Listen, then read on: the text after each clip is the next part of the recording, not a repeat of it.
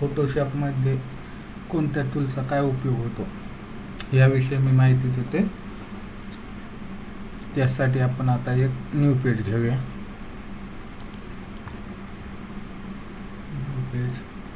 New page कसं घ्यायचं, त्याला साईज रिसाईज कुठून करायचं, तर इथं पहा, इथं आपल्याला साईज कोणती घ्यायची, ऑलरेडी साईज दिलेले आहेत काही काही, आणि यापैकी नसेल तर इथं आपण खाली विड्थ म्हणजे आडवी साईज, इथं साईज द्यायची आपल्या मर्जीने द्यायची, काय द्यायची ती 5। इथं आपल्याला कशा पद्धतीत घ्यायची, इंचमध्ये, सेंटीमीटरमध्ये, मल्टीमीटर, पॉइंट, पिक्सल्स, कॉलम कशामध्ये घ्यायची ती इथं सिलेक्ट करायची। आणि रिझोल्यूशन हे महत्त्वाचं, इथं रिझोल्यूशन 300, 600। आपल्याला ह्या रिझोल्यूशनचा फायदा असा आहे, जास्त रिझोल्यूशन असेल तर क्वालिटी आहे चांगली, पण मिनिमम आपल्याला 300 ठेवलेलं योग्य आहे। इथे मोड आहेत RGB colour, CMYK colour, RGB colour. हा फोटोशॉप म्हणजे फोटोसाठी वापरण्यात येतो, आणि CMYK म्हणजे हा ग्राफिक डिझाईनसाठी वापरण्यात येतो। ग्राफिक डिझाईन्स म्हणजे बॅनर, पॉम्पलेट, जो प्रिंटिंग, ज्याची प्रिंटिंग होते त्याच्यासाठी CMYKचा वापर करतात। तर मी इथं RGB ठेवतोय फोटोसाठी। आता हा न्यू पेज आपण घेतलं, आता आपण एखादं इमेज घेऊया। तर इमेज घेण्यासाठी इथं आपल्याला यायचं फाईलमध्ये ओपनमध्ये इथं आपण नंतर एखादा विंडोज,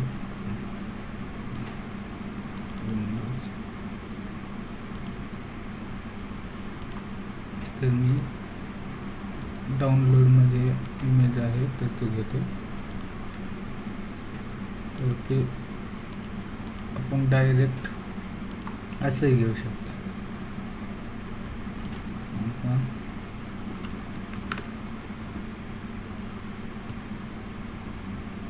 माय कॉम्प्युटर, इथं मी डाउनलोड केलेला इमेज दाखवतो।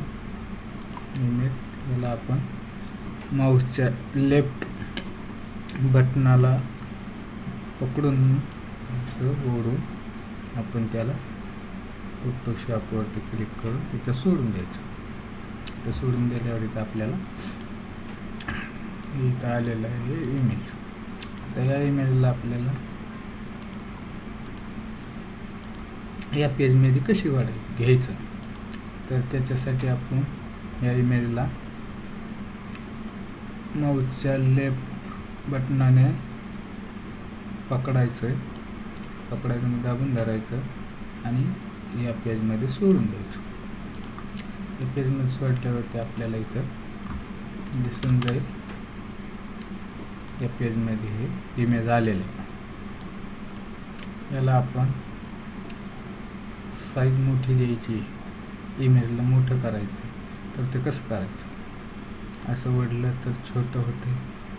दोन्ही साईडने ॲक्युरेट साईज येईल असं ओढायचं, तर त्यासाठी आपल्याला शिफ्ट दाबून धरायचं।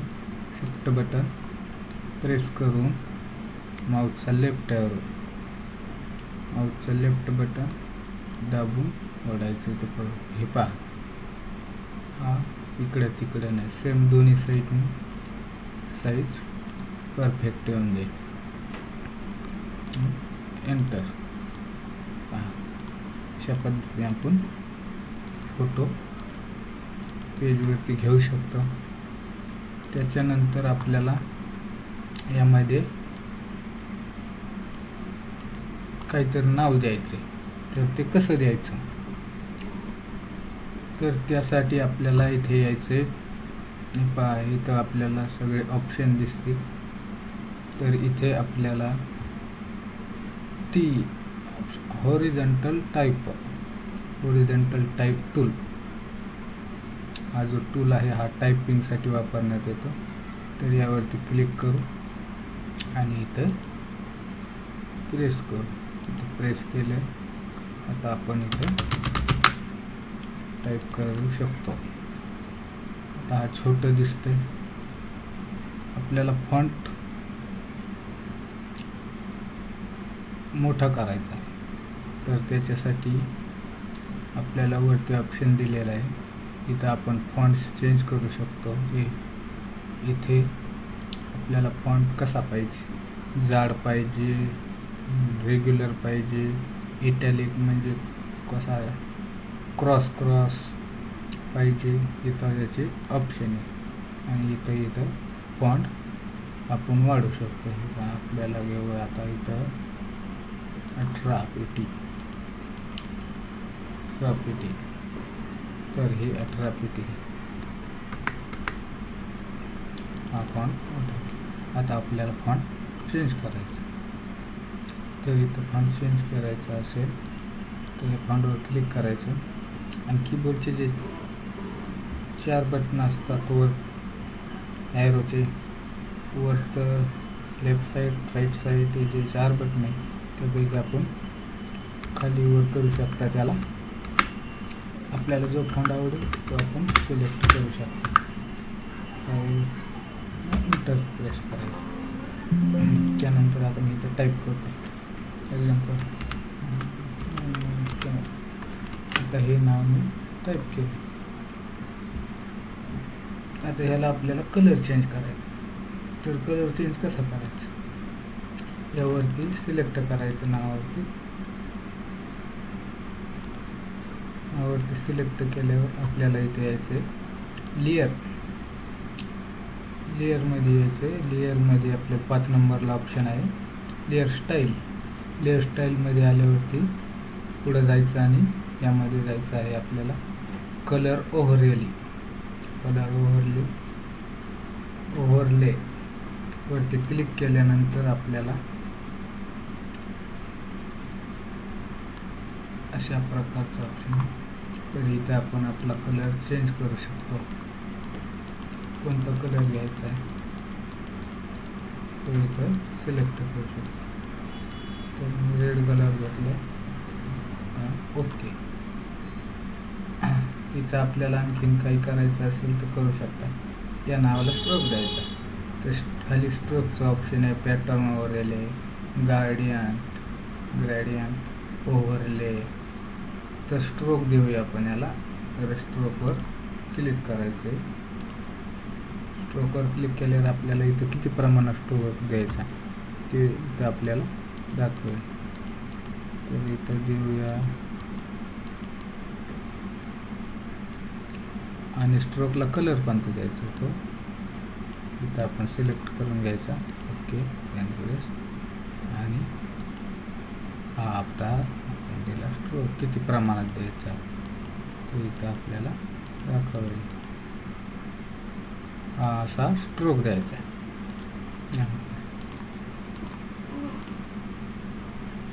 हे झालं टायपिंगचं.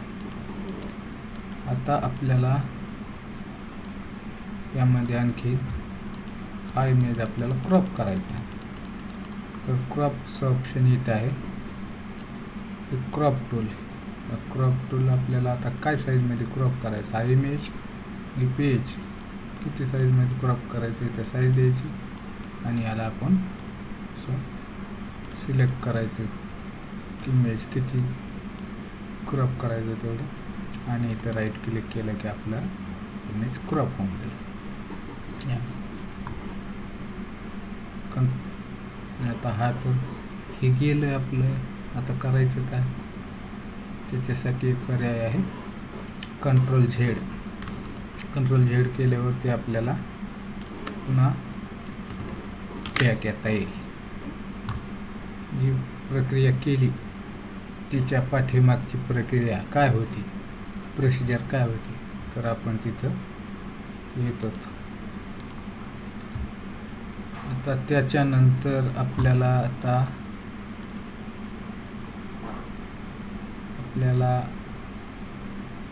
आणखीन काय ऑप्शन आहे हे दाखवतो. यात महत्त्वाचे जे आता आपल्याला हा बॅकग्राऊंड कट करायचा, तर तो कसा करायचा, इमेज ठेवायचा, फक्त बॅकग्राऊंड कट करायचा. तर त्याच्यासाठी आपल्याला यायचं आहे इथं पेन टूलवरती यायचं आहे. पेन टूलवरती आल्यावर हा पाठीमागचा बॅकग्राऊंड आपल्याला कट करायचा. किंवा पेन टूलने आपण अशा प्रकारे बॅकग्राऊंड कट करू शकतो.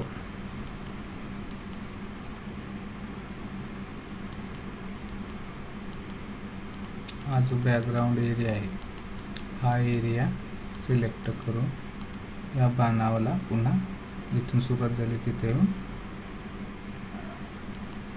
हे करायचं. हे पहा, आता हा जो एरिया दाखवतोय यावरती आपल्याला राईट क्लिक करायचं आणि मेक सिलेक्शन यावरती क्लिक करायचं आणि फेदर द्यायचं 0. तर हा पूर्ण बॅकग्राऊंड बॅक झाला. आता याला आपण डिलीट करायचं. किंवा डिलीट केलं की पाठीमागचा बॅकग्राऊंड हा कट झाला.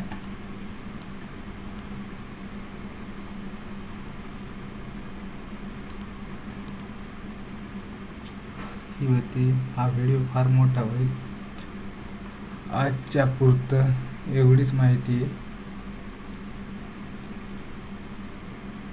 आता सविस्तर माहिती पुढच्या व्हिडिओमध्ये टाकील मी, कारण की एका दिवशी सर्व सांगितलं तर आपल्या काही डोक्यात शिरणार नाही. त्यामुळे थोडं माहिती झालं तर आपण त्याच्यावरती ट्रायल घेऊ शकतो. त्यामुळं आता उर्वरित माहिती पुढच्या व्हिडिओमध्ये टाकेल. आणि आपल्या चॅनलला आठवणीने सबस्क्राईब करा.